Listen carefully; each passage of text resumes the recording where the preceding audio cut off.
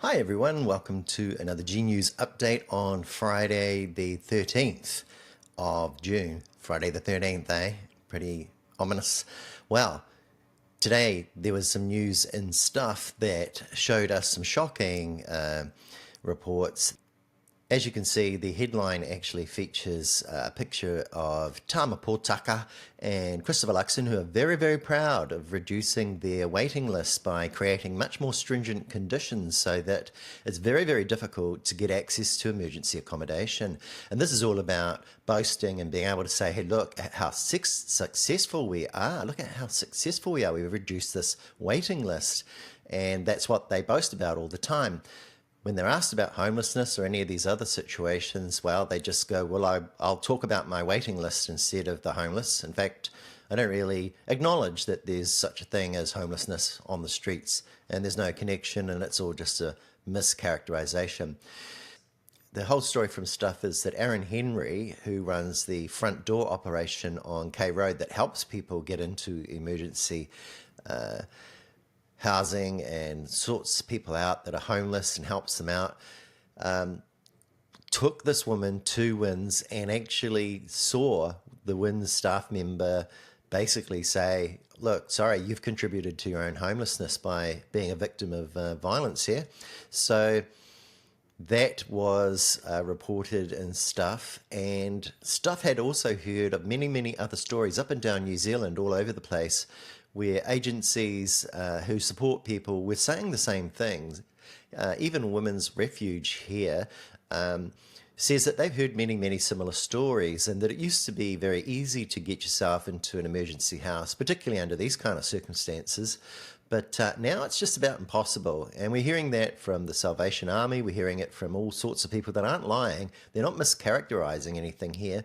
So I thought, given that this is the news today, we should just look back to the 4th of June, which is only about 9 days ago, where Christopher Luxon was in Parliament, and Christopher Hipkins asked him this question, this exact question about what his government is doing. If women are being attacked violently and they leave their homes, they're being denied access to emergency housing. Here's what happened. Why are women and children fleeing domestic violence no longer eligible for emergency accommodation on the basis that his government has decided they've contributed to their own homelessness because they had a home and they left it? Well, again, that's that member being a little speaking. That's a mischaracterisation through that question. That is not happening. Those services are available and that support's available. So, as you can see, Christopher Luxon just denies it. He just says, look, all of these agencies, Women's Refuge, all of the people and the different providers up and down New Zealand who are all reporting the same thing, they've all got it wrong. They're mischaracterising the situation. There is no homelessness and no women are being chased out of their homes, and there is no domestic violence that's leading to people being denied access to emergency housing. But look at our waiting list. Here's Nicola Willis jumping in to try and boast about it, because that's the main distraction. It's very necessary for Willis and Potaka and Bishop and Luxon to all distract us away from the homelessness and violence and cruelty, really, from this government that's going on. Support's available. Supplementary question, the Honourable Nicola Willis. Can the Prime Minister confirm that between the period 2017 and 2023, the social housing wait list, an objective measure of those in housing need, roughly quadrupled? Yes. And how does that compare to what has happened to the social housing waiting list since he became Prime Minister? Well, I want to thank the member for their question, because they don't really want you to think about it, especially their voters in their constituencies who may actually have a prick of conscience if they thought, shit, women are actually getting beaten up and there's nowhere to go but onto the streets under this government. But look, it's got this housing list. Isn't it great? Isn't it amazing? Isn't it just the greatest government? They're really getting things done. They don't muck around. Oh, no. And, there's all sorts of excuses. Here's further information from that exchange where Chris Hipkins tries to get Christopher Luxon to actually break down the numbers, because he's boasting about how far he's brought the waiting list down from 27,000 to 19,000. And Chris Hipkins asked, well, of those people that have actually left the waiting list, how many of them have gone into houses and how many are elsewhere? Because under the previous administration, people on the wait list went from 6,500 to 27,000, a fourfold increase. And under our government, in the space of 18 months, we've moved that from 27,000 down to 19,000. I think that's something that all members of this House who really care about getting people into houses, who actually say they care, would actually be very pleased with that result. Supplementary question. How many of that reduction in the wait list is because people were housed, and how many of it was simply because they were taken off the wait list? Well, for the benefit of the member, there's 4 components to housing. And in the end, this is what happens. Order, the Right Honourable Chris Hipkins. Again, it was a very simple question. The Prime Minister was boasting about the reduction in the number of people on the State House or Social House waiting list. I asked him how many of those were housed and how many of them were simply removed from the waiting list. It was a very straight question. And, sorry? The answer is thousands. So Christopher Luxon didn't know. He actually said thousands, and we don't know which thousands he's talking about. Thousands that have actually gone into homes, or thousands that have gone elsewhere. So, in other words, basically Christopher Luxon is underinformed, doesn't really care to know, and he's an embarrassment when he's actually asked these questions in Parliament. And I think it's important that as a public we all look at what's really happening here. Don't sweep it under the carpet. Think about it a bit in your day. You know, what would it be like if you were in that situation, if you were standing in the shoes of somebody that was being beaten up at home, you go along to WINZ and they say, sorry, that beating that somebody gave you contributed, it was your fault, you contributed to this. And then Tama Potaka and Christopher Luxon say they're very, very proud, and they think that's a mischaracterisation. They don't believe the victim here. So I think that's shocking. I think that's the kind of thing we're seeing. And in other news, we also see that Brooke Van Velden is actually now meeting the consequences that she didn't see when she went and just randomly, on the basis of faith and some anecdotes on a roadshow, decided that she believed, without evidence, that it was time to just loosen up all of our health and safety laws and just focus on critical issues that might cause death. And forget about all the much more frequent injuries that happen. Let's just forget them, you know, like, no problem. Loosen up, but don't focus on that. We could free up some business here if we just all relax and create more danger and more accidents. So ACC has come back and said, well, look, you know, you're still going to have to pay for all this. We're going to have to pay a whole heap more. Where's the budget for all of these claims, thousands and thousands of new claims that are going to come out from all these injured people at workplaces?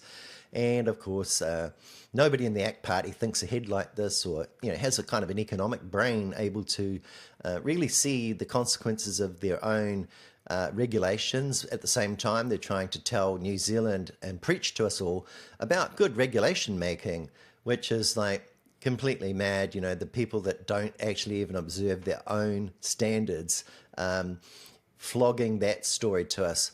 So if you haven't at this stage made a submission on the Regulatory Standards Bill, there's plenty of information out there now. There's 10 days to go. The 23rd of June at 1 o'clock is when submissions close on this bill. So get your submissions in. One of the main things that people are concerned about is that polluters and tobacco companies and people selling alcohol and things that are basically bad for society in excess will actually be able to punish anyone that tries to stop them using this framework that David Seymour is herding in under the banner of transparency. So you need to actually speak up to this. We need to get submissions in, and we need to oppose this law. Christopher Luxon's already decided for us that he's going to implement it with the tyranny of his majority that he's currently got. But for this kind of behaviour, as with the budget and stealing pay equity money that was set aside for 180,000 undervalued women in society in New Zealand, the National Party is starting to be punished at the polls. And here's just a glimpse of what's going on in the polls. The most recent 2 polls, one from Reed Research at Radio New Zealand and the other from the Atlas Network think tank, the Taxpayers Union that commissioned Courier, run by the former National Party pollster David Farrar. And both of those polls showed that Labour are in the lead. This is like a long, long way from how it was at the election in 2023. National have really fallen in the polls, and Labour have come back and stormed into the lead. So one of the things I'd observe about these numbers here is that the ACT Party, according to the Taxpayers Union and Courier, is about 3 points higher up than it was in the Radio New Zealand Reid Research poll, which had them on 6%. In fact, if you look at the differences between the ACT and the New Zealand First share of votes, they flip-flop in these two polls. Now, I would be inclined to believe the Reid Research poll because it's an accredited pollster, accredited by the Research Association of New Zealand, who monitors the methodologies used by polling companies. And I would tend to think that the non-credited and rather dodgy poll from the Taxpayers Union Courier poll is using a skewed sample that actually inflates the numbers for the ACT Party, because basically the ACT Party is who the Taxpayers Union are aligned with, and they want better results all the time. Their enemy is New Zealand First, who they see as populists, and so they're going to downgrade those guys.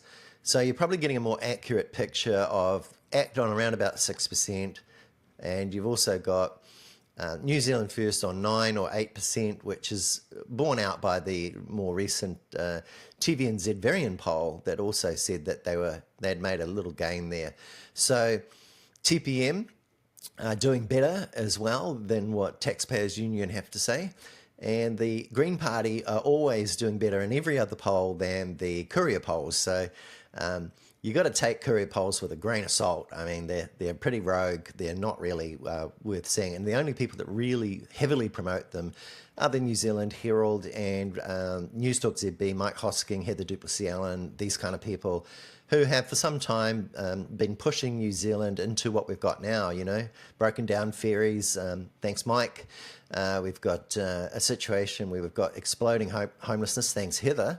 And we've got, all these terrible things like stealing pay equity, thanks to Ryan Bridge, and all of the other people that work for the New Zealand Herald and the Newstalk ZB teams, excluding, of course, Simon Wilson and a couple of others who actually are reasonable guys.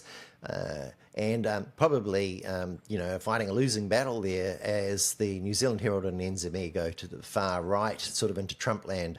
Right now, I'm just going off to a meeting, a Labour Party meeting, and this is what happened when I was there.